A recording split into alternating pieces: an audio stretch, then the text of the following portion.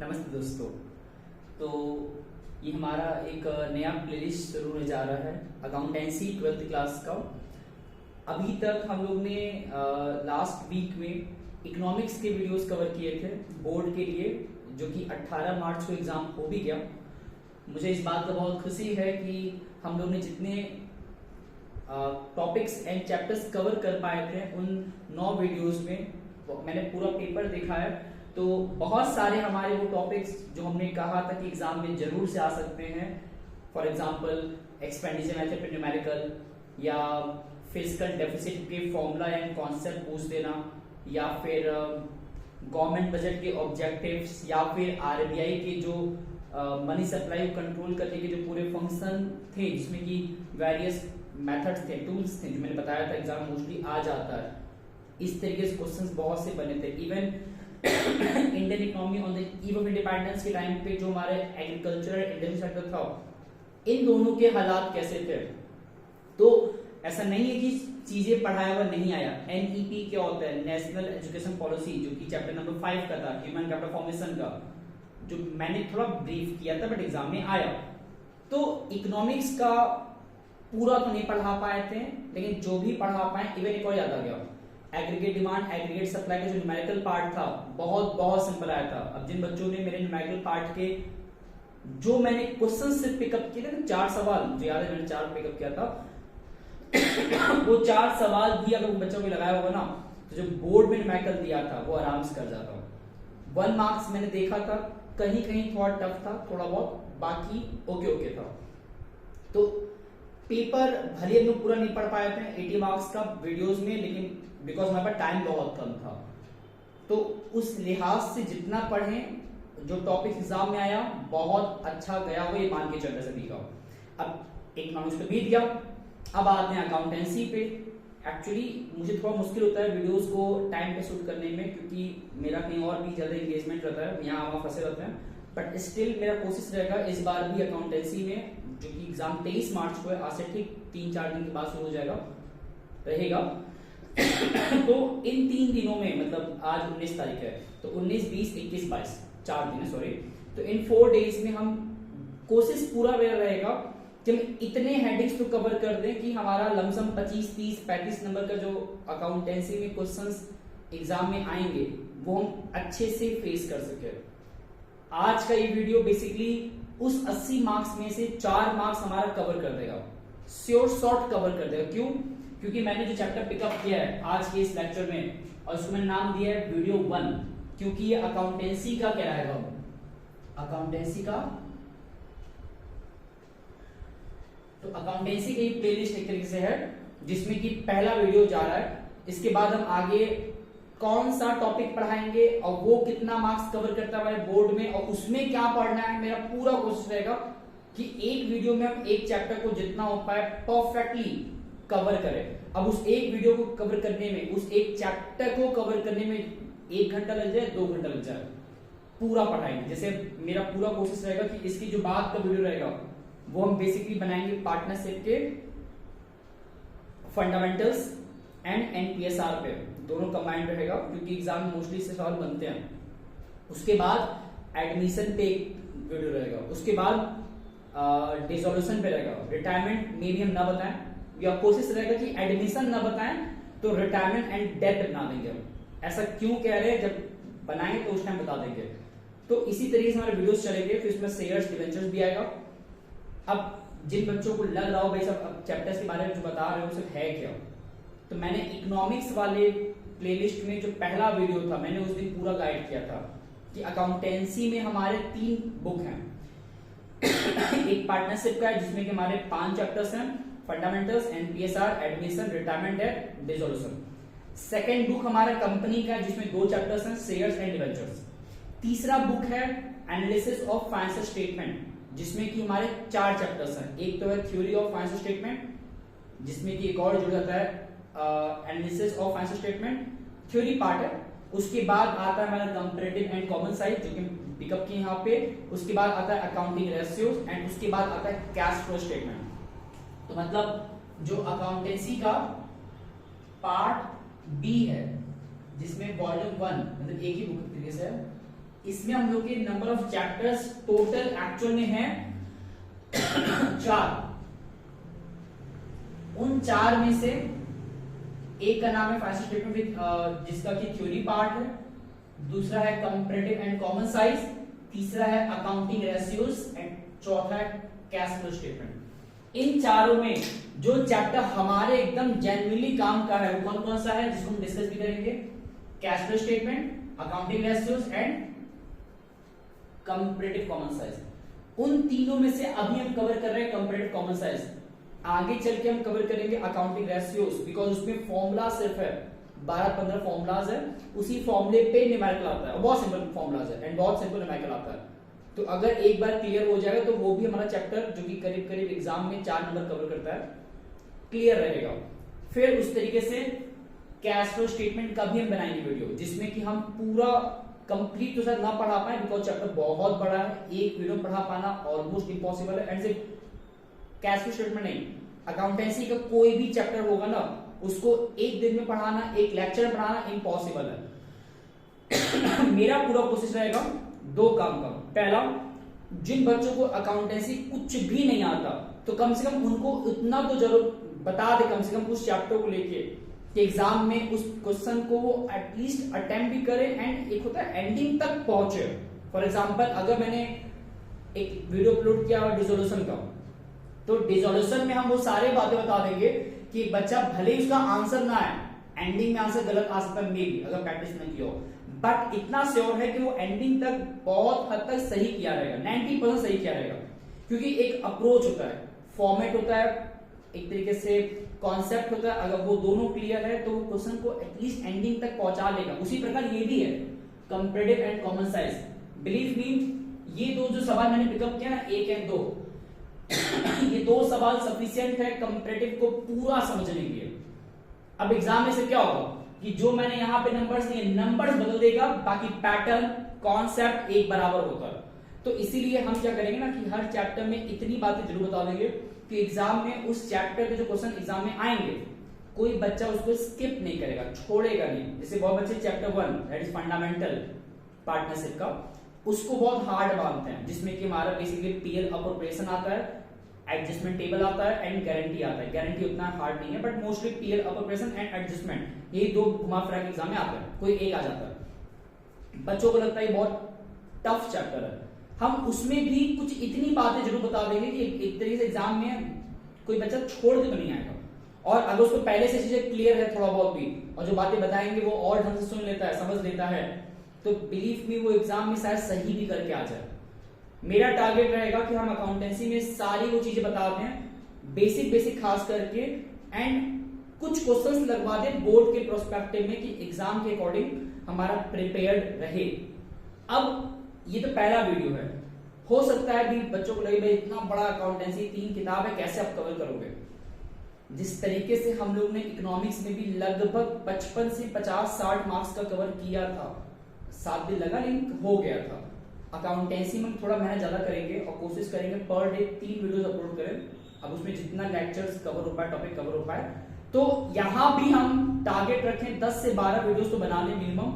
मुझे पता है थोड़ा सा मुश्किल हो जाता है अपलोड करने में, कभी भी डिले हो जाता है, बट स्टिल जितना हो पाता है मेरा पूरा प्रयास रहेगा कि मिनिमम 40 मार्क्स तो जरूर पढ़ा दें, कि फेल का तो पॉसिबिलिटीज बिल्कुल ना रहे किसी बच्चे का। बाकी पास तो कोशिश में रहे करवाने का, एंड जो बच्चे टॉप का सोच रहे हैं तो आई एम सॉरी, टॉप के लिए हम उतना नहीं पढ़ा पाएंगे इन 3 दिनों में। लेकिन हाँ, जब नेक्स्ट सेशन आएगा तो मेरा पूरा प्रयास रहेगा चीजों को बहुत अच्छे से तसल्ली से शुरुआत से अच्छे से पढ़ाने का। बट फिलहाल हमें अपना वापस से शिफ्ट होना है बोर्ड के लिए अपने 23 मार्च के अकॉर्डिंग। तो मैंने कवर किया है यहाँ पे चैप्टर में कंपैरेटिव एंड कॉमन साइज। अभी फिलहाल हम पढ़ने जा रहे हैं कंपैरेटिव, कॉमन साइज इसके आगे फर्दर लास्ट में रहेगा। अब पहले है क्या, हर कंपनी अपना क्या बनाता है, फाइनेंशियल स्टेटमेंट, जिसमें कि उसके पूरे साल भर के इंफॉर्मेशन का कंक्लूजन लिखा होता है, और वो सारे इंफॉर्मेशन फाइनेंशियल मतलब मनी के टर्म्स में होते हैं, और वो बेसिकली बैलेंस्ड होते हैं। मतलब हम लोग साल भर रिकॉर्ड मेंटेन करने के बाद उसको एक प्रॉपर शेप देते हैं एंडिंग में जाके, और तब जाके हमारे 2 बनते हैं स्टेटमेंट। एक पीएल स्टेटमेंट, हालांकि एक्चुअल में अकाउंट होता है, पीएल अकाउंट एंड उसके बाद बैलेंस शीट। ये दोनों हमारे लिए क्या है, सबसे इंपॉर्टेंट इंफॉर्मेशन होते हैं किसी कंपनी के बारे में जानने के लिए। अब होता क्या है, हमें साल के अंत आते आते इसको बनाना होता है, बट बना लेने भर से काम नहीं चलता। डेटा को रिकॉर्ड कर देना, रिकॉर्ड करके साल भर बाद उसको बंद करके रख देना कबर्ड में, इससे कुछ भी हमें मीनिंगफुल कंक्लूजन मालूम नहीं चल पाता किसी कंपनी के बारे में कि वो कंपनी ग्रो कर रहा है कि नहीं कर रहा है। किसी कंपनी के एक्चुअल परफॉर्मेंस को अगर जानना है तो सबसे इंपॉर्टेंट होता है उस फाइनेंशियल स्टेटमेंट को बना लेने के बाद, कभी कभी हम उसको भी बोलते हैं income statement, income and payment या एक्सपेंडिचर कह सकते हैं, इनकम एंड एक्सपेंडिचर।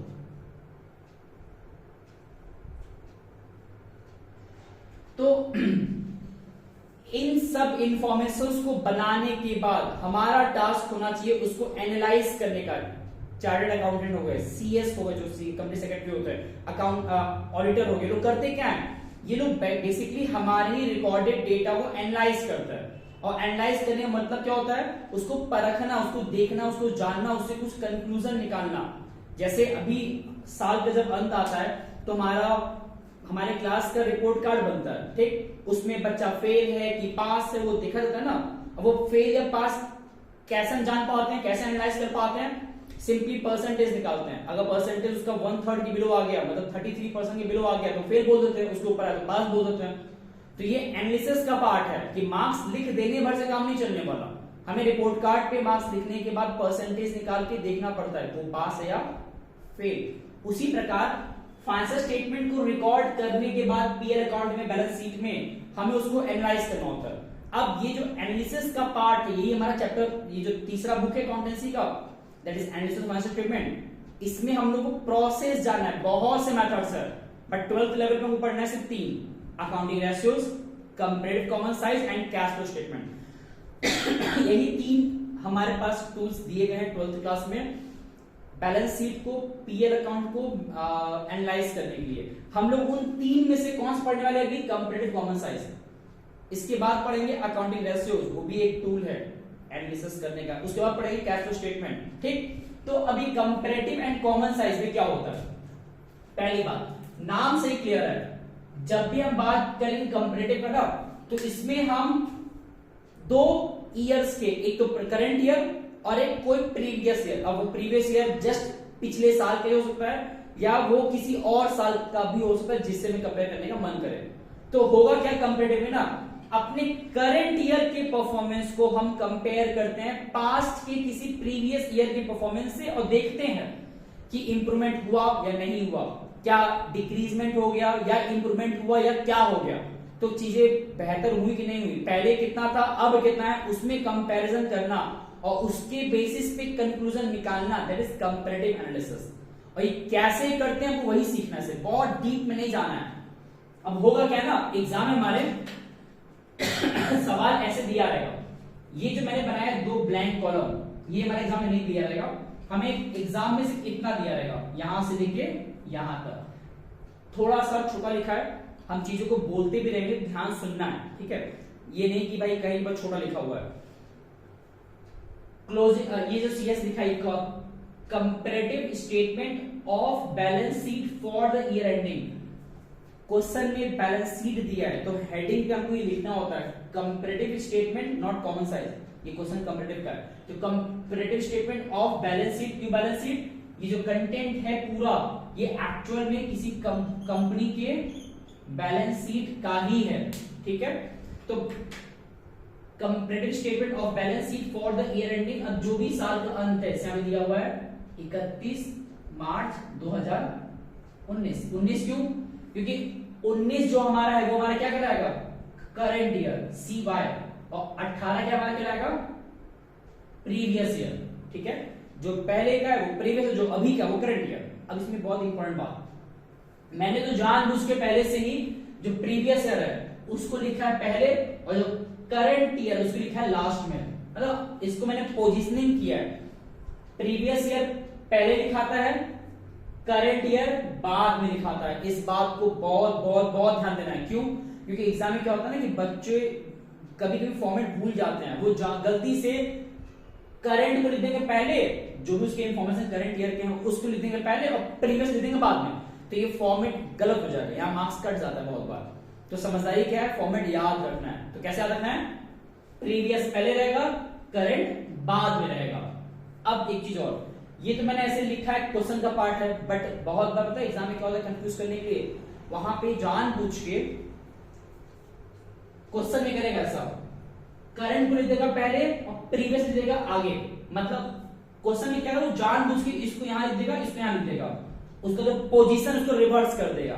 तो वो क्वेश्चन में किया है ना, कोई बात नहीं, हम जब सॉल्व करने के लिए कॉपी में लिखेंगे ना अपने आंसर कॉपी में, तो वहां हम उसका जो फॉर्मेट है उसको सही कर देंगे। मतलब जितने भी नंबर्स हमारे 18 के दिए हैं और जितने नंबर दिए 19 वाले, उसको हमको इस क्रम में रखना होगा।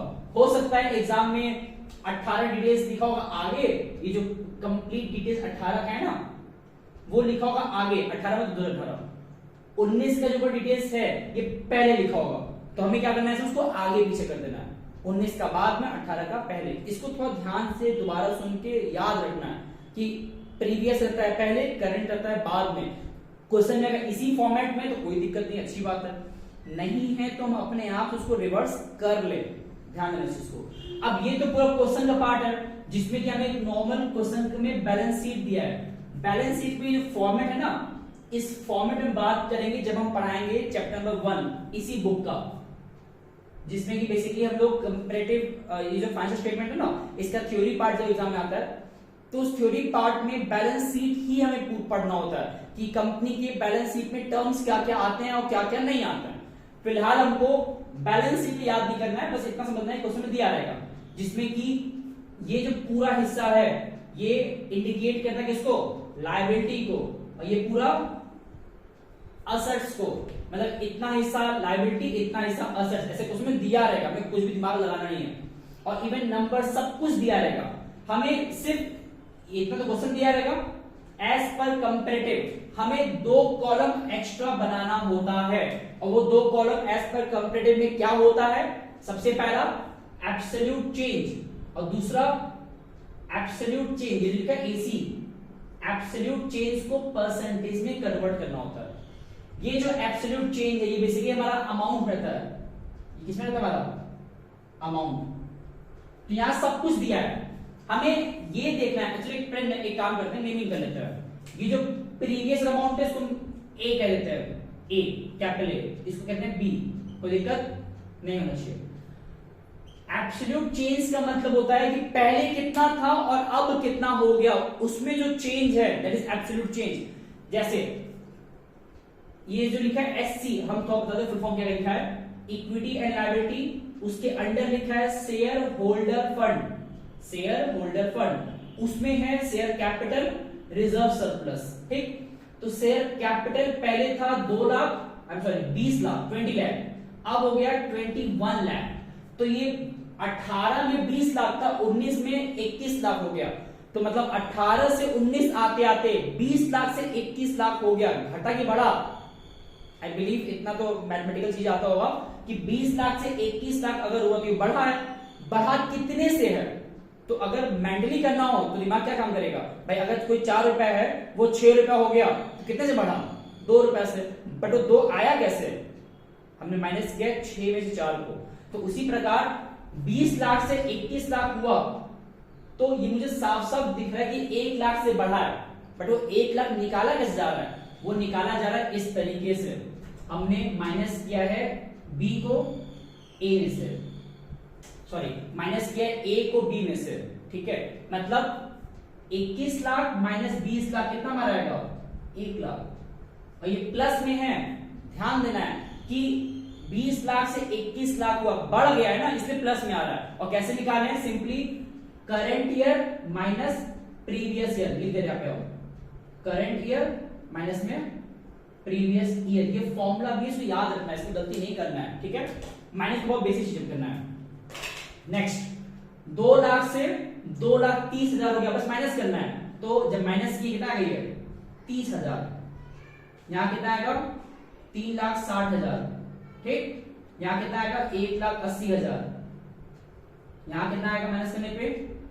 70,000 आएगा और 6,70,000 आएगा। यहाँ कितना आएगा आप देख सकते हैं, यहाँ पे वही 20 लाख एक ही साथ लिखा है तो 1 लाख आएगा।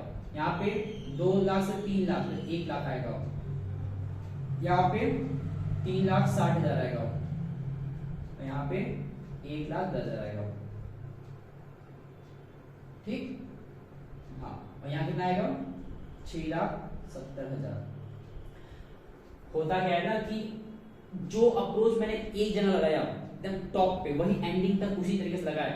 इसीलिए मैंने शुरुआत में कहा था कंपैरेटिव चैप्टर पॉल सामोकर, ये तीसरे बुक में आता है और तीसरे बुक का जो कंटेंट है एग्जाम में 20 मार्क्स कवर करता है। उस 20 मार्क्स में ये कवर करता है 4 नंबर, कितना 4 मार्क्स। और उस 4 मार्क्स के लिए या तो एग्जाम में कंपैरेटिव आएगा या कॉमन साइंस, कोई एक आता है और होता है, या तो दोनों नहीं देगा कोई एक ही देगा। तो हम पहले सिखा रहे कंपैरेटिव अच्छे से, बिकॉज ये भी आ सकता है। कॉमन साइंस अगर कंपैरेटिव आ गया तो कॉमन साइंस अपने आप आ जाता है, दोनों बहुत हार्ड नहीं होते, अलग नहीं होता है। तो मैंने क्या किया चेंज से निकाल दिया माइनस करा के। अब आगे देखना है क्या लिखा है, हमें उसी एब्सोल्यूट चेंज के वैल्यू को कन्वर्ट करना है परसेंटेज में। जो हमने निकाला 1,30,30,000, 3,60,000, 1,80,000, 6,70,000, जो भी हमने ये कैलकुलेट किया एब्सोल्यूट चेंज का अमाउंट का वैल्यू, सिर्फ हमको उसी को कन्वर्ट में करना है परसेंटेज में। और ये होता कैसे है, जो भी हमने एब्सोल्यूट चेंज निकाला ये माइनस करा के, उसको हमको डिवाइड करना है किससे, प्रीवियस ईयर के अमाउंट से। ध्यान सुन लीजिए, जो भी हमने ये एब्सोल्यूट चेंज निकाला है माइनस करा के, उसको डिवाइड करना है प्रीवियस ईयर के अमाउंट से और फिर इनटू 100 कर देना है। ये थोड़ा सा मैथमेटिकल चीजें है, जिसको मैथ पसंद नहीं है तो उसको थोड़ा कैलकुलेशन करना पड़ेगा, स्किप नहीं किया जाता। बट स्टिल अगर थोड़ा सा बेसिक मैथ आता है ना तो ये आसान है, बहुत टाइम नहीं लगता है। हमें करना क्या है, सिर्फ डिवाइड करना है। देखिए जो हमने एब्सोल्यूट चेंज निकाला था हमने उसको सी कहा है ना, और जो हमारा प्रीवियस ईयर तो उसने ए कहा है इनटू 100। तो हम इसके परसेंटेज वाले फॉर्मूले को ऐसे भी लिख सकते हैं कि जो भी हमारा माइनस करने पे आया दैट इज 1 लाख अपॉन में कितना प्रीवियस हमारे पास है 20 लाख इनटू में 100। ये ऐसे हमको करना पड़ेगा हर एक का अलग अलग, मतलब 1 lakh upon 20 lakh into 100, 30,000 upon 2 lakh into 100, 3,60,000 upon 2 lakh into 100, 1,80,000 upon 1 lakh into 100, सबका करना पड़ेगा। अब किसी बच्चे को हो सकता है कंफ्यूजन हो तो यहाँ थोड़ा सा लिख के दिखा देते हैं ताकि दिक्कत न होने पाए। एक बार अच्छे से देखिए, होता क्या है ना कि जो बच्चे अकाउंट कुछ भी नहीं पढ़ते साल भर ना, तो वो कम से कम जो एकदम आसान है वहां तो गलती बिल्कुल ना होने पाए। ठीक है, जैसे यहाँ पे इसलिए आसान है, बस अब करना क्या है उसको कन्वर्ट करना है परसेंटेज में। तो अगर मुझे ये निकालना वैल्यू 1 2 3 4 5 6 7 8 9 10 ये सब निकालना है ना, तो एक एक निकाल लेते हैं शॉर्ट में, बस हिंट दे देंगे हम। ये अगर निकालना है तो फॉर्मूला क्या है, एब्सोल्यूट चेंज जितना था हमारा दैट इज 1 लाख अपॉन में जितना हमारा प्रीवियस अमाउंट था प्रीवियस ईयर इनटू में 100, 2 जीरो कट गया, 1 2 3 4 1 2 3 4 कितना आया 5% आया। ठीक, इसी प्रकार सबको निकालना है। अगर मान लीजिए मुझे इसको निकालना है इस वाले का, तो इसका कितना एब्सोल्यूट चेंज है 6,70,000 और कितना इसका वो अमाउंट है प्रीवियस अमाउंट 25 लाख इंटू 100, 1 2 3 4 1 2 3 4 ये पॉइंट में जाएगा। तो इसका आंसर आ रहा है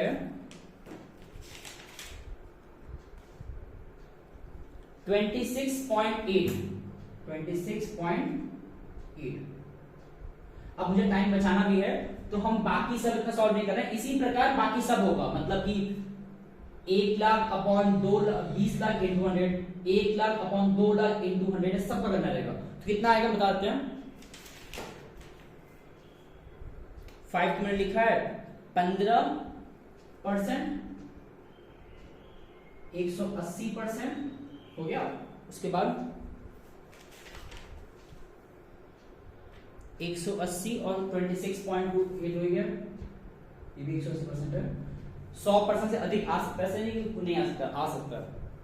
5, 50, 180, 110, 5, 50 था, 50, 180, 50, 180, 110 और लास्ट कितना था 26.8। ठीक, तो इतना सिंपल था। अब होता क्या है कि एग्जाम में इतना तो दिया ही हुआ था, ये शुरुआत का पोर्शन। हमें सिर्फ ध्यान देना है दो चीजों, पहला प्रीवियस पहले रहेगा, करंट बाद में रहेगा, ये ध्यान देना है। ठीक, उसके बाद सिंपली इनका माइनस करना है, और जो माइनस करेंगे दोबारा क्या रट लीजिए इस बात को, तब गलती ना होने पाए कि माइनस करना होता है करंट और प्रीवियस का, मतलब करंट माइनस प्रीवियस करते हैं। ठीक है, माइनस करके मिल गया, फिर उसको हमको परसेंटेज में कन्वर्ट करना है, दैट्स इट। अब परसेंटेज में कन्वर्ट हो गया तो बिलीव मी ये 4 मार्क्स सवाल है। तो अगर 27 पासिंग होता है, कोई अकाउंट बिल्कुल भी नहीं पढ़ा है, तो कम से कम आज के इसी एक वीडियो से उसका वो 4 मार्क्स तो तैयार हुआ। अब उसको मेहनत करना है 23 मार्क्स और पाने के लिए, तब वो 27 तक पहुंचेगा। हालांकि ये नहीं करेंगे पास के लिए पढ़ना है, बट ऑब्वियस ही बात है 80 तक कोई कैसे पहुंचता है जब वो एक एक मार्क्स पे काम करता है। ठीक है, तो ये नहीं कहना कि भाई साहब 4 मार्क्स पढ़ा लो तो उसके बाद क्या, सब कुछ होगा धीरे धीरे होगा। अगर आज 4 मार्क्स हमारा तैयार हो रहा है 80 में से, तो आने वाले 3-4 वीडियोस के बाद हम लोग का यही 4 मार्क्स पहुंच जाएगा 15-16 मार्क्स के बराबर तक। फिर 7-8 वीडियो जब अपलोड हो जाएगा तब वो करीब करीब पहुंच जाएगा 35-40 मार्क्स के बराबर तक का कंटेंट तैयार हो जाएगा। तो रखना पड़ेगा पेशेंस एंड कंसिस्टेंसी बना के पढ़ना पड़ेगा, और जो चीज बता रहे हैं उसको 1 बार 2 बार नहीं 3-4 बार देखना पड़ेगा, तब याद रहेगा। और सबसे इंपॉर्टेंट, हम जो चीज लिख के बता रहे हैं बोर्ड पे, उसको कॉपी लेके पेन लेके अभी इसी वक्त लिखना पड़ेगा। सिर्फ देख के सुन के समझ आ जाएगा ऐसा नहीं होता, अकाउंटेंसी लिखने से आता है। तो यही सवाल 3 बार लगा ले चलेगा, नहीं कम से कम लिख के अभी इसी वक्त लगाइए आप लोग, तब काम बनेगा। और ये बात हम मोस्टली कह रहे हैं 12th के बच्चों के लिए। अब आते हैं, ये तो क्वेश्चन था बैलेंस शीट में ना, कंपैरेटिव का सवाल बैलेंस शीट के बजाय प्रॉफिट लॉस पे भी आ जाता है।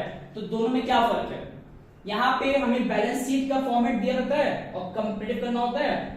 इसमें हमको क्वेश्चन देगा पीएल का, और पीएल का सवाल किस प्रकार देगा मैंने लिखा है, ये देखिए ये पूरा वाला सवाल है।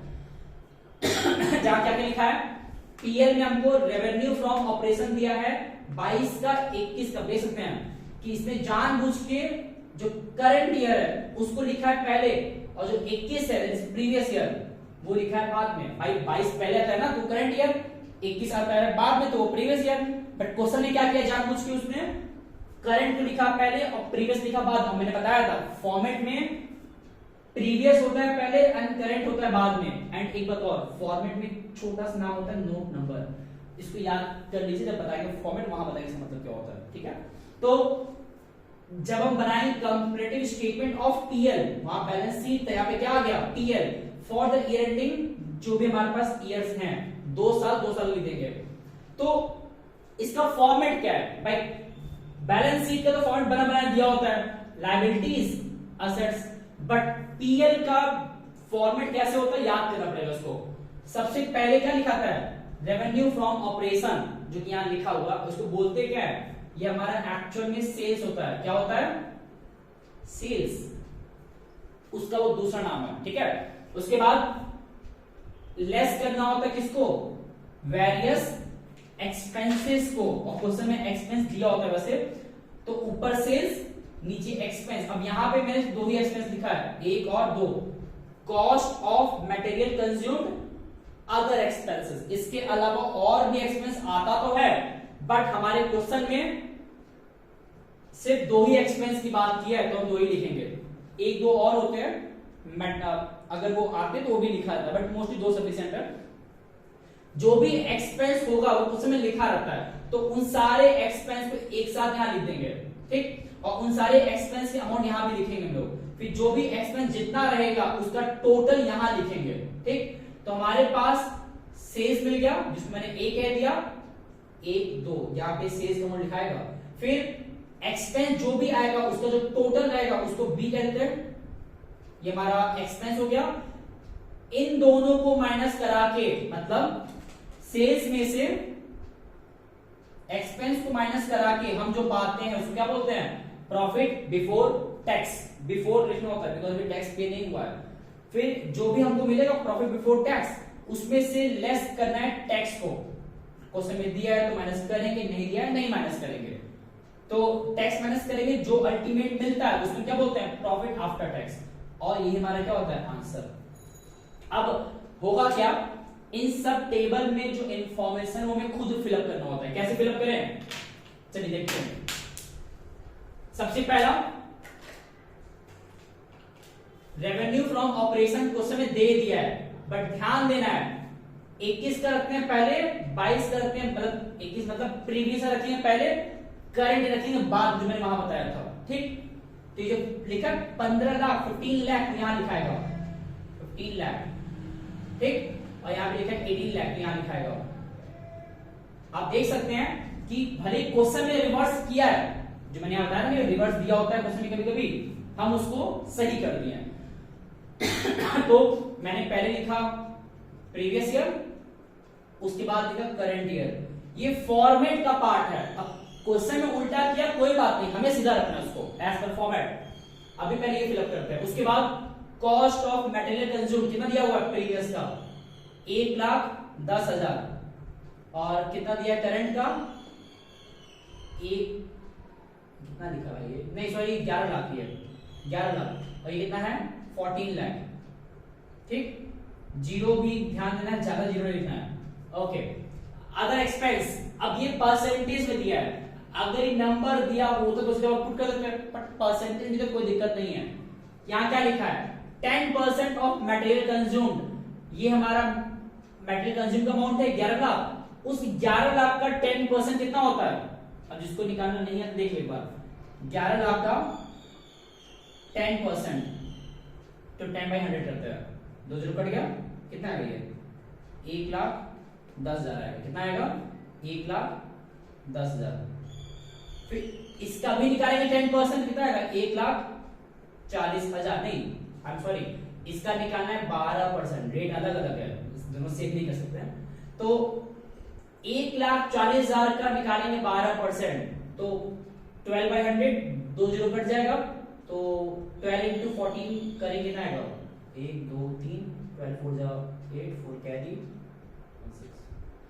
1,68,000, 1,68,000 आया। ठीक, अब हमें दोनों एक्सपेंस के टोटल को यहां लिखना होता है। ध्यान देना है, एक्सपेंसेस के टोटल को लिखना है। तो इनका जब टोटल करेंगे कितना आएगा? ये 11 लाख 1,10,000 कितना हो जाएगा? 12,10,000 हो जाएगा। हम चीजें अपना मन से कर रहे हैं, हो सकता है मुझसे बाय डिफॉल्ट गलती से गलती हो जाए कैलकुलेशन करने में, तो उसको ग्रोथ करिएगा, अपना खुद सही कर लीजिएगा, बट मेरी कोशिश गलती ना करें। यहाँ कितना आएगा? 14 लाख प्लस 1 लाख हो जाएगा 15 लाख, तो 15,68,000।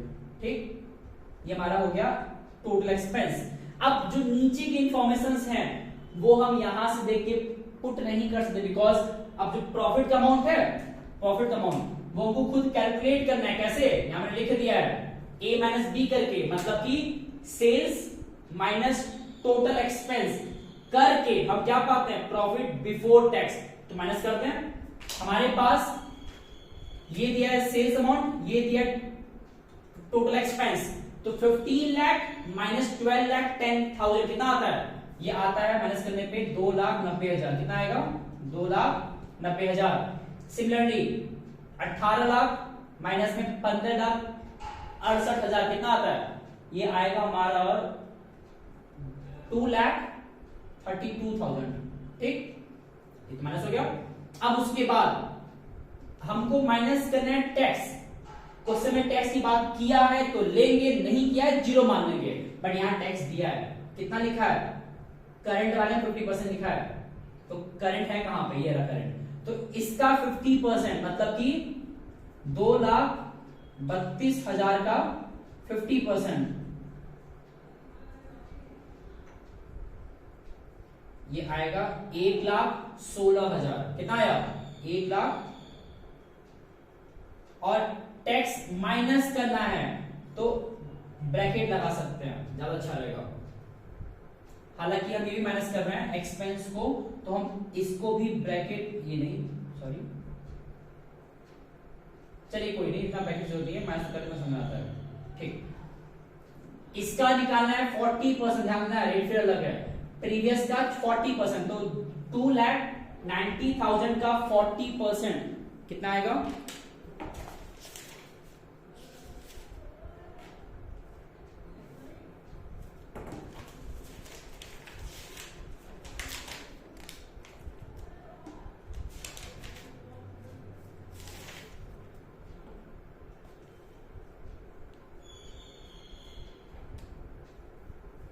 ये भी आएगा 1,16,000, खुद कैलकुलेट कर लीजिएगा, 2,90,000 इंटू 40/100 आ गया। अब लेस करना है टैक्स, बिकॉज ऑब्वियस सी बात है, हम प्रॉफिट में टैक्स पे करते हैं, माइनस करना होगा, तो माइनस कर लेते, कितना आएगा ये माइनस करने पे आएगा 1,74,000 और ये आएगा 1,16,000। ये हमने अभी इंफॉर्मेशन फिलअप किया, ध्यान देने की बात है, यहां पे तो वो फर्स्ट 2 कॉलम दिया था, प्रीवियस का करंट का यहां नहीं दिया था, यहां को इतना कैलकुलेट करना पड़ गया। ठीक, क्योंकि क्वेश्चन हमें इस फॉर्मेट में दिया था, तो हमको उसको पहले पीएल के फॉर्मेट पुट करना पड़ा। हाँ, अगर लकी होंगे और हमको पहले से बना बनाया पीएल का फॉर्मेट ऐसे देगा तो अच्छी बात है, तो हमको सिर्फ 2 कॉलम भरना पड़ेगा, जैसे मैंने वहां भरा था। बट इन केस अगर पीएल वाला सवाल एग्जाम में आ गया और वो सवाल इस फॉर्मेट में दिया है, तो हमको पहले इसको ऐसे लिखना पड़ेगा, उसके बाद जो हमने वहां किया है कि चेंज निकालना है माइनस करा के फिर परसेंट में कन्वर्ट करना है, अब वो काम यहां भी आ गया, लिखा भी है कि हमको एब्सोल्यूट चेंज निकालना है। कैसे? जो मैंने वहां बताया था, माइनस करना है, इसको हमने ए कह दिया, इसको हमने बी कह दिया, तो माइनस करना है, सिर्फ हटा देते हैं क्या, वेट मिनट, कंफ्यूजन हो जाएगा, इसको सी इसको डी कहते हैं, नाम बदलते हैं, इसको ए और बी रहने देते हैं। तो अब वही सेम चीज, वहां हमने क्या किया था, माइनस किया था करंट में प्रीवियस को, यहां भी वही सेम चीज करेंगे, माइनस करेंगे करंट ईयर का प्रीवियस ईयर से। तो 1,18 लाख माइनस 15 लाख कितना आएगा? 3 लाख। ठीक, 1,14 लाख माइनस 11 लाख कितना आएगा? 3 लाख आएगा। 1,68,000 माइनस 1,10,000 कितना आएगा? 58,000 आएगा। फिर यहां जब माइनस किए तो कितना आएगा? ऐसे माइनस करते रहना से हम लोग को, फिर 3,58,000 कितना आएगा? 3,58,000। नीचे कितना आएगा? 58,000 ब्रैकेट में। अब देखिए यहां थोड़ा सा इंपॉर्टेंट है, ये समझना है। हम लोग जब माइनस कर रहे थे तो माइनस की कंडीशन क्या रखे थे? करंट माइनस प्रीवियस, यस और नो? मतलब हम लोग ने माइनस किया अभी तक करंट का प्रीवियस में से, यहां भी जब माइनस करेंगे ना तो माइनस कैसे करना है हमको? वही सेम तरीके से, मतलब कि जो पहले लिखा है current year minus previous year, ऐसे माइनस कर रहे हैं। तो 2,32,000 माइनस 2,90,000। अब बात क्या है ना, इसमें ये नंबर बड़ा है ना और ये छोटा है, तो ऐसे केस में क्या होता है ना, माइनस जब करेंगे ना तो जो वैल्यू आएगा वो नेगेटिव में आता है। तो ये जब माइनस किए हैं कितना आएगा हमारे माइनस करने पे आएगा? 58,000। कितना आएगा? 58,000। बस बात क्या है, इस बार ये नंबर बड़ा है तो जो उसका साइन है नेगेटिव वो यहां लग जाएगा, और अकाउंटेंसी में नेगेटिव को हम लोग माइनस नहीं दिखाते हैं, वहां ब्रैकेट लगा देते हैं, तो वो माइनस को इंडिकेट करता है। नीचे माइनस किए, दोनों सेम अमाउंट है तो 0 आएगा। अब 0 भी नहीं लिखते हम लोग, क्या लिखते हैं वहां पे? डैश। डैश मतलब वही नो चेंज। यहां पे कितना माइनस करने पाएगा? 58,000, लेकिन ये 58,000 भी नेगेटिव है, क्यों? क्योंकि वो माइनस करना है 1,16,000 माइनस 1,74,000, माइनस यहां से ये माइनस करना है, तो वो भी सेम चीज, ऐसे ही लॉजिक बनेगा, तो नेगेटिव में आएगा। चेंज निकल गया। अब हमें वही जो यहां था ना प्रोसेस, कि उसको कन्वर्ट करना है परसेंटेज में, यही सेम काम यहां भी करना है और सेम तरीके से होगा। जो भी हमने ये चेंज निकाला है एब्सोल्यूट चेंज, उसको डिवाइड करना है प्रीवियस ईयर के अमाउंट से। किस डिवाइड करना है? प्रीवियस ईयर के अमाउंट से। तो अब उतना डिवाइड करेंगे नहीं, बस ध्यान सुन लीजिए।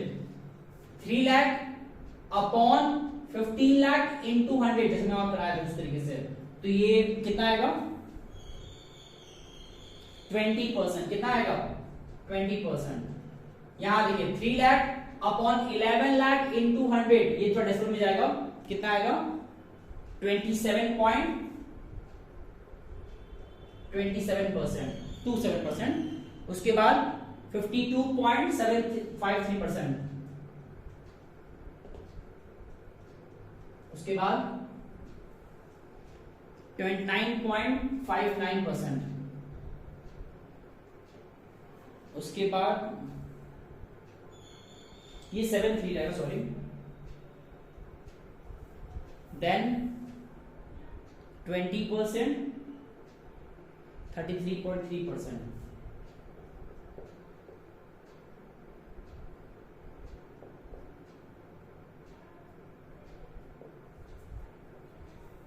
यहां पे पता है मेन समझने की बात कौन कौन सी थी? नेगेटिव में है तो परसेंट भी नेगेटिव में लिखना रहेगा कि हाँ -20% कहलाएगा वो, ठीक। और यहां भी जब हम लोग इसका निकाले परसेंटेज, ये वाला वैल्यू जिसको लिखे 33.3%, ये कैसे आया है? 58,000 अपॉन 1,74,000 इंटू 100, ये करना था। तो हमने सिंपली सिर्फ इस फॉर्मूले में पुट किया, जो फॉर्मूला था ना एक्चुअल चेंज जो हमने निकाला है उसको डिवाइड करना है प्रीवियस ईयर के अमाउंट से एंड इंटू 100, ये हमारा मिल जाएगा उसका परसेंटेज वैल्यू। देख सकते हैं बैलेंस शीट सवाल दिया एग्जाम में दिया है या फिर पीएल का दिया है, होना एक तरीके से ही है। अब कॉमन साइज एंड कंपैरेटिव में क्या डिफरेंस है? ये जो पूरा मैंने बताया प्रक्रिया प्रोसेस, ये किसका था? कॉमन कंपैरेटिव का था। कॉमन साइज में क्या फर्क है? ज्यादा फर्क नहीं है, पहले इसको देखिए फिर आगे बताते हैं।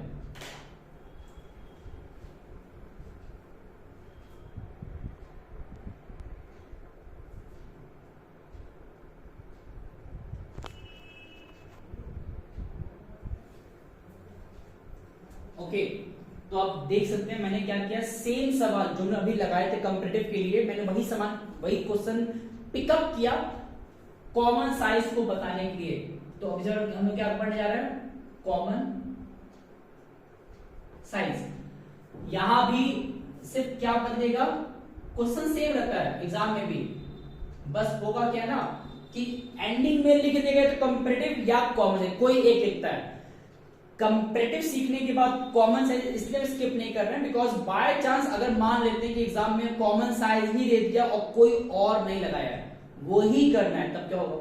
तो बेहतर क्या है उसका भी जो अप्रोच है वो जानना है, बहुत ज्यादा हार्ड नहीं है। अगर हमें कंपैरेटिव याद हो गया ना, कॉमन साइज भी हो जाएगा। बट एक पहले काम करते हैं, रिकॉल करते हैं हमने अभी क्या सीखा है कंपैरेटिव में। वहां हमने क्या देखा था कि प्रीवियस लिखे, करंट लिखे, उसके बाद माइनस हमने किया था करंट में से प्रीवियस को, तो मिला एब्सोल्यूट चेंज, उसको हमने कन्वर्ट किया परसेंटेज में। कैसे? एब्सोल्यूट चेंज जो आया था अपॉन प्रीवियस अमाउंट इनटू 100, तो मिल गया था परसेंटेज में। उसी प्रकार यहां भी हुआ था पीएल वाले में भी, बस हाँ पीएल वाले को इतना बनाना पड़ा पहले। अब अगर ये सवाल कॉमन साइज के फॉर्म में दिया होता तो भी बहुत ज्यादा फर्क नहीं है। तो क्या इसमें अलग आने वाला है? वो जो दो कॉलम हमने लिखा था इसके पहले, absolute change in amount, absolute change in percentage. अब क्या होगा ना, अब इस बार हम कोई कंपैरेटिव या कोई एब्सोल्यूट चेंज नहीं निकालेंगे। या किसके लिए बता रहे हो? कॉमन साइज के लिए। यहां पे हमें सिर्फ इतना करना है, यहां पे कोई प्रीवियस करंट से इतना कोई फासला नहीं है। हाँ लेकिन एक चीज है, स्टिल ये ध्यान देना है कि जब हम क्वेश्चन लिखेंगे ना तो उसमें प्रीवियस पहले रहेगा और करंट बाद में रहेगा। तो मतलब यहां पे ऐसा नहीं कोई इसको इग्नोर करना है, वही सेम बात है कि प्रीवियस पहले करंट बाद में। अब होगा क्या, हमें एक कॉलम यूज करना है प्रीवियस के लिए, एक कॉलम यूज करना है करंट के लिए। कैसे? ये जो पूरा कॉलम है ये किसके लिए रहेगा? प्रीवियस के लिए। कैसे रहेगा? हमें सिर्फ उस प्रीवियस ईयर के अमाउंट को परसेंटेज में कन्वर्ट कर देना है, दैट्स इट। उसी प्रकार करंट ईयर के अमाउंट को हमें कन्वर्ट करना है किसमें, परसेंटेज में। और ये कैसे होगा बस वही समझना है, बहुत सिंपल है, फॉर्मूला याद रखना है सिर्फ। क्या फॉर्मूला है, अब कन्वर्ट करना है तो जो भी हमारा ये अमाउंट है प्रीवियस ईयर का उसको डिवाइड करना है टोटल से इंटू 100। यहां पे हमारे पास जो टोटल है ना, वो अगर लायबिलिटीज की बात कर रहे हैं तो ये जो लिखा 25 लाख ये होता है टोटल कंप्लीट लायबिलिटी का। ये जो लिखा 25 लाख ये होता है टोटल असेट्स का। दोनों सेम है और सेम होता भी है, और फिर भी एक होता है कि भाई मेंटली देखा जाए तो ये टोटल लायबिलिटीज के लिए, ये टोटल असेट्स के लिए। और फिर ऊपर क्या लिखा है, amount of the respective previous year. कैसे निकाले, अब हम पहले एक सिखाते हैं इसका कैसे निकलेगा। अगर ये अमाउंट निकालना है तो मैंने क्या लिखा है, हमें सिर्फ इस पूरे प्रीवियस ईयर के अमाउंट्स को परसेंटेज में कन्वर्ट करना है। तो कैसे करेंगे, 20 लाख अपॉन में टोटल इनटू में 100।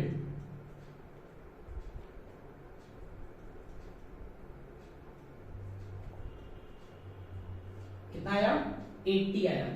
कितना आया, 80%। ऐसे सब निकालना है। हालांकि बता रहे हैं कुछ जल्दी निकल सकता है, जैसे अगर इसका निकालेंगे ये 100 आता है। क्यों, क्योंकि 25 लाख अपॉन 25 लाख इंटू 100 नहीं आएगा। सिमिलरली इसका भी निकालेंगे तो नहीं आएगा, इसका भी निकालेंगे तो नहीं आएगा। ये थोड़ा शॉर्टकट है, ये तो इतना निकल जाएगा। अब मान लेते मुझे इसका निकालना है, मतलब कि मुझे इसका निकालना है ये वाला परसेंटेज, तो कैसे निकलेगा, इसके लिए जिसको बदलना है परसेंटेज में उसका अमाउंट 5,60,000 अपॉन में टोटल इसका, ध्यान देना है जिस ईयर की बात कर रहे हैं उसका टोटल लेंगे, हर जगह 25 लाख नहीं लेना है। तो 5,60,000 अपॉन में 31,70,000 इंटू में 100। जो भी ये सॉल्व करने पे आएगा वो यहां लिखा जाएगा। ठीक, इसी प्रकार हमको सबको, मतलब यहां भी 1 2 3 4 5 6 सबको करना है। बस थोड़ा वर्क में बताते हैं। अगर मान लीजिए मुझे इसको करना है तो क्या करेंगे इसके लिए, लोग इसके लिए जो इसका अमाउंट है, बात करें प्रीवियस का, तो इसके लिए इसका अमाउंट क्या है, प्रीवियस की बात कर रहे हैं, क्या अमाउंट है 2 लाख। तो 2 लाख अपॉन 25 लाख इंटू 100। अगर ये करना है तो 1 लाख अपॉन 25 लाख इंटू 100। अगर ये करना है तो ये करंट का है, तो करंट का अमाउंट कौन सा है 21 लाख। तो 21 लाख अपॉन 31,70,000 इंटू 100। तो ये थोड़ा कैलकुलेशन टफ पड़ता है, इसीलिए मोस्टली क्या होता है ना एग्जाम के अकॉर्डिंग कंपैरेटिव आसान पड़ता है, वहां पे कैलकुलेशन थोड़ा सा लीनियर आसान पड़ जाता है। कॉमन साइज में हमको 2 बार परसेंटेज में कन्वर्ट करना होता है, कंपैरेटिव में सिर्फ एक बार करना पड़ता है, बिकॉज एक बार माइनस किए थे, एक बार कम परसेंट में बदले थे। बट यहां हमको दोनों साल के इंफॉर्मेशन को अलग अलग परसेंटेज में करना पड़ता है, इसलिए थोड़ा सा टिपिकल पड़ता है कैलकुलेशन के पॉइंट ऑफ व्यू से।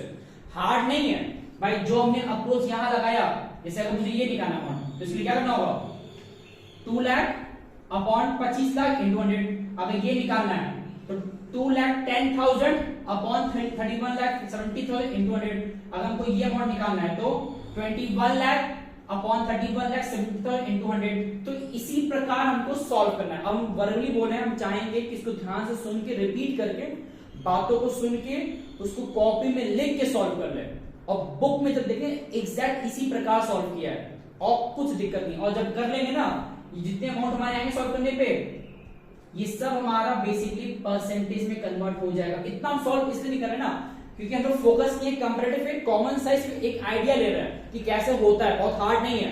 सिर्फ ये पैटर्न याद रखना है कि प्रीवियस से उसका परसेंटेज, करंट से उसका परसेंटेज, और फॉर्मूला में टॉप पे लिखा है, इतना याद रहेगा तो आराम से कन्वर्ट हो जाएगा। अब यही सेम लॉजिक यहां पे है, बस एक छोटा सा फर्क है।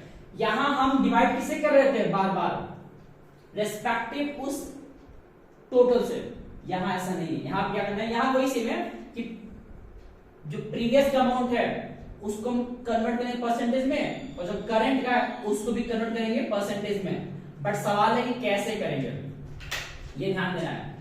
कि यहां पे भी जो रेस्पेक्टिव अमाउंट है उस प्रीवियस ईयर का वो ऊपर रहेगा, नीचे वहां क्या लिखा था टोटल, है ना, यहां पे नहीं है, यहां ये क्वेश्चन पीएल का है, तो यहां हम नीचे क्या लिखेंगे सेल्स, क्या लिखेंगे सेल्स, वहां पे टोटल, यहां क्या लेंगे हम लोग सेल्स कहां से आ गया, ये जो लिखो सबसे पहले रेवेन्यू फ्रॉम ऑपरेशन, इसी को क्या बोलते हैं अपना सेल्स।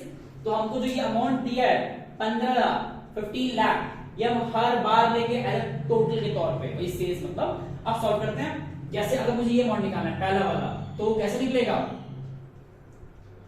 जिसका कन्वर्ट करें ऊपर रहेगा तो 15 लाख ऊपर रहेगा, अपॉन में सेल्स वही 15 लाख ही है, इनटू में 100, ये सॉल्व करने पे 100 आया, और इत्तेफाक से हर बार 100 ही आता है टॉप वाला। जैसे यहाँ पे जो टोटल था वो सेम आ रहा था, उसी प्रकार यहाँ भी जब डिवाइड से ही कर रहे हैं तो उसका अपना तो परसेंट 100 आएगा, अब बाकी बदलेगा। जैसे मान लीजिए मुझे इसको निकालना है ये वाला, ये कैसे निकलेगा, ये किसका है प्रीवियस ईयर का, तो अमाउंट क्या है इसका 2,90,000। ये जो पूरा दोनों कॉलम था ये मैंने इसको फिलअप करके सिखाया था कंपैरेटिव वाले केस में, वहां जाके देख लीजिएगा। तो इसका जब बदलना है तो 2,90,000 अपॉन में इसका टोटल कौन सा लेंगे, यहां लिखा है सेल्स 15 लाख था, इनटू 100 यहां लिखा जाएगा। अगर मान लीजिए मुझे इसको करना है ये वाला, तो इसके लिए क्या करेंगे हम लोग, इसकी बात कर रहे हैं, तो ये कैसे फिलअप होगा, इसका अमाउंट कितना है 15,68,000 अपॉन में इसका सेल्स का टोटल कितना दिया है 18 लाख, इसका अलग है, करंट ईयर का सेल्स 18 लाख है, इसको लेंगे हम लोग इनटू में 100। जो सॉल्व करने पाए तो यहां लिखा पड़ेगा। बात क्या है ना कि कंपैरेटिव में आसान था कैलकुलेशन, कॉमन साइज को 2 बार बदलना पड़ता है परसेंटेज में, इसलिए थोड़ा सा टाइम टेकिंग हो जाता है, बट स्टिल प्रोसेस है सिंपल।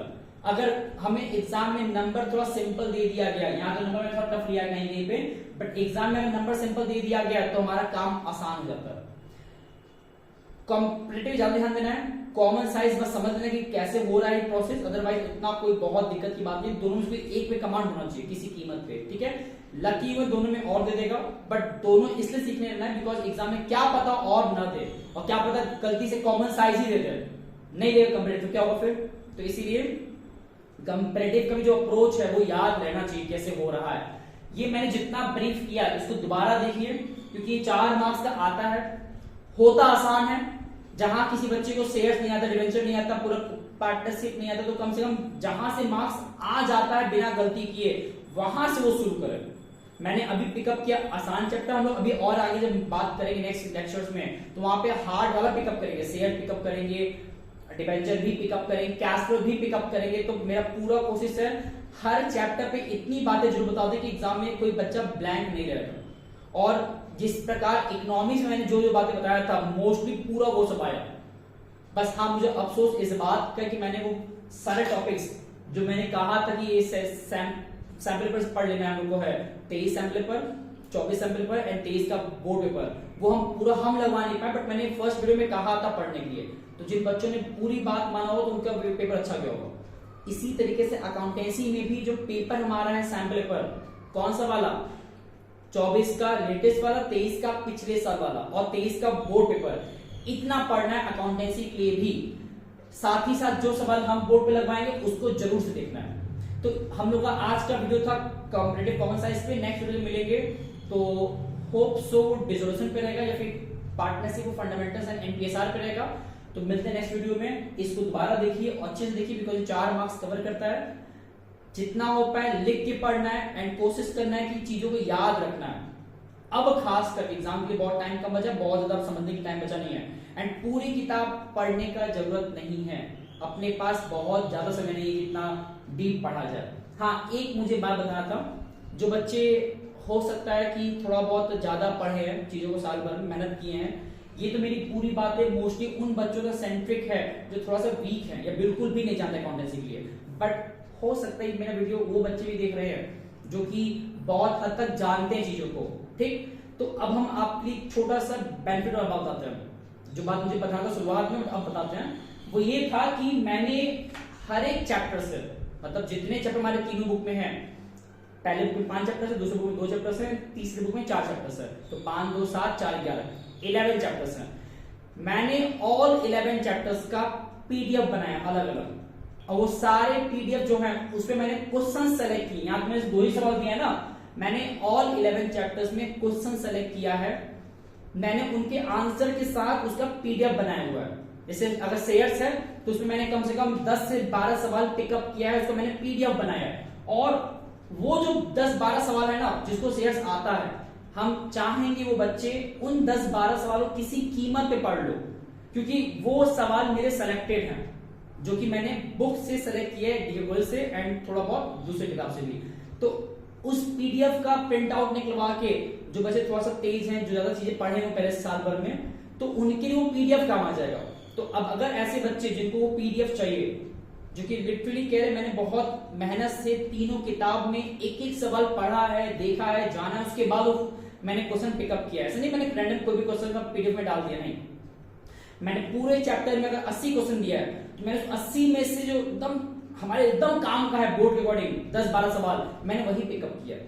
तो वो पीडीएफ जो मैंने बनाया चैप्टर वाइज हर एक का, जिन बच्चों को चाहिए जो उस लेवल तक अपना पढ़ाई रखे हैं अकाउंटेंसी का, जिसको उस लेवल तक पढ़ना है, तो वो मुझे इस नंबर पे कांटेक्ट कर ले, हम उनको पीडीएफ दे देंगे 7080322308, ठीक।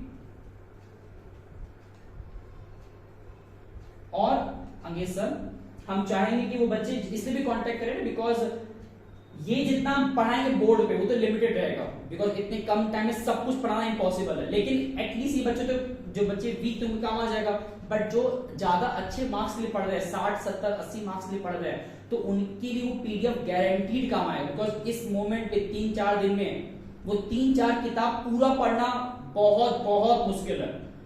लेकिन क्या हो अगर तुम्हें उस पूरी किताब का एकदम कंक्लूड करके कुछ सेलेक्टेड क्वेश्चंस दे दीजिए पीडीएफ फॉर्म में, उसको प्रिंट आउट निकलवा ले और वही क्वेश्चन पढ़ ले, तो बोर्ड के अकॉर्डिंग वो पूरा जो हमारे मेन टॉपिक्स हैं वो कवर हो जाएंगे। तो मैंने दोनों बच्चों के लिए बात किया है, जो थोड़ा वीक है, जो थोड़ा सा अच्छे से पढ़ना और मार्क्स पाना चाहते हैं। अब ये आप लोग पर निर्भर करता है कि आप लोग कितना उसके लिए सीरियस है। इस वीडियो को उन बच्चों तक जरूर पहुंचाना है जो बहुत ज्यादा वीक हैं खास करके, और जिनको अच्छे मार्क्स पाना है वो जरूर से पीडीएफ तो मुझे मांग लें, ताकि उनका भी काम चलता है।